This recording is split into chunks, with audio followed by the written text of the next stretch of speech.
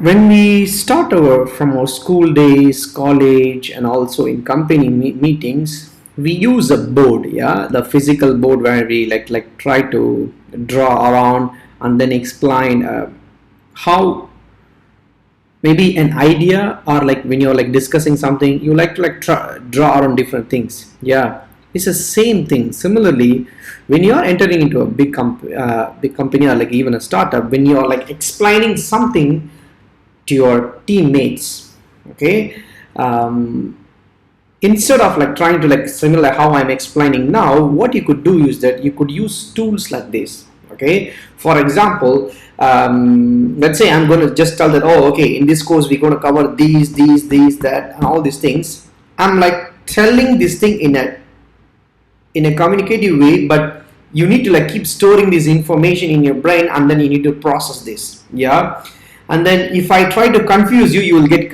it's not like I try to confuse you. If I say something and then you get confused, you're still confused, you will not be able to process the next set of information. Okay, so to explain a complex problems or something, it's always quickly maybe take a pen and paper, or let's say if you guys are sitting in a conference room or somewhere where you have like a board and a marker where you can take that, or else let's say if it's just your system, what you need to do is that you can use tools like this. I mean, like, this is called draw.io. It's a free tool. You can use it with your Google Drive, or even in your, you can download to your Windows or Mac. Okay, the purpose of this tool is that, for example, okay, in this course what we're going to cover is that we're going to cover like something like informations. I mean, like, how do we in a collaborative way, how do we do and how do we like share the information with the team members, how we manage our tasks, and how we write emails, blah blah, all those things, right? So you can use this thing so people really get it,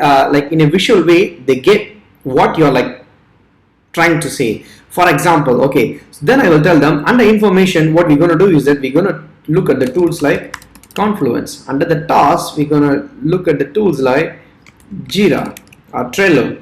And then with the emails, what we're going to use is that we're going to use tools called Gmails. Okay, what is the purpose of this thing? We will tell that this is a common wiki for companies, like what we are trying to do. Okay, similarly, what's the purpose of learning this Jira and those things? It's about tasks and project management across team, individual as well, and within team as well. Okay, so this is what we're gonna cover in this short tutorial. And then, and also, why do we need to learn about emails? It's about like how do we communicate with team, external vendors, etc. Okay, similarly, okay, then we have Slack or Microsoft Teams. Still, we need to learn this. What's the purpose of this? This is actually, we don't need to do it in this way. It's again, this is for internal communication. Okay, so majorly these are all the things we're going to see. I mean, like, we're going to see how to do share proper information, how to consolidate information, what's the purpose of Confluence, and similarly how we going to use I mean, how should we manage our task, the team task, and then across teams as well, and using tools like Jira or other tools. And then how do you write emails, who to CC, who not to CC. It's not and then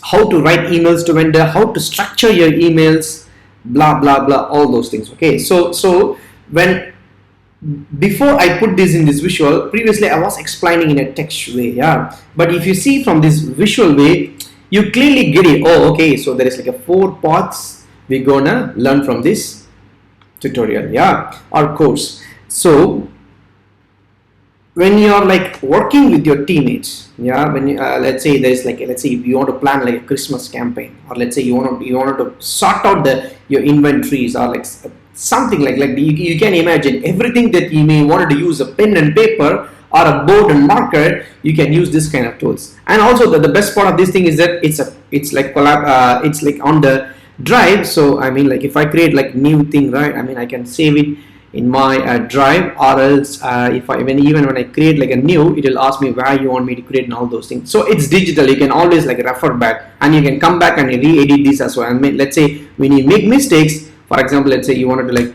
delete this, you can delete later. Yeah, so I mean, all this nonsense.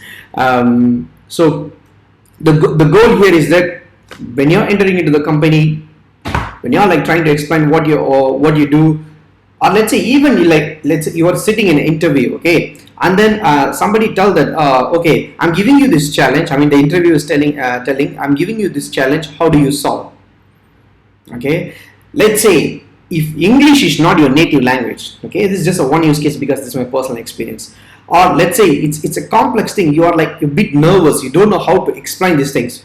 What you can do, take out the note, the pen and then the paper from your bag, and then put it and then just draw what you're going to do.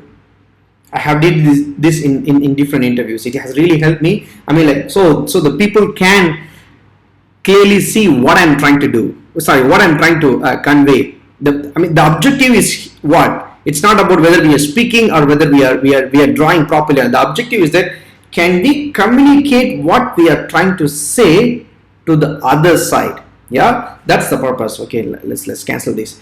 That's the purpose of this tool. And just to go in details, it's not a very rocket science. I mean, like you have like in school days we have these flow charts. Yeah, you can always use this. I mean, these diagrams are mostly flow chart, and then there are some advanced things as well. And there are sometimes like you want to like look for logo to make it more visual, or all those things, right? You can get this thing. For example, I put Android. This device is coming. Maybe you want to do a quick prototype. You can just like do these things. I mean, when the designer wants to do it, they will use tools like Figma and all those things. But a common people, I mean, a common people who are not like a designer or non-designer, if we need to get our ideas into the other side, we can just do like this. And also, if we want, we can also copy some images, and then we can put it here as well. Let me just scroll in. See here. So yeah, yes, we do use like PowerPoint presentations to try to put these flowcharts and all those things, but this is a plain canvas. I mean, like I can keep expanding this thing. It's going. It's not like I need to do like a sequential way of like a slides. It's a plain paper, and then the paper is an extendable, so you can like draw like different flows. I mean, like what I'm telling is that, for example, I wanted to like connect these and these, and then I just wanted to move these, and suddenly I don't want to keep this here. I wanted to keep here. The link is still it's here. You see here this line. I mean, I'm moving here. It's here.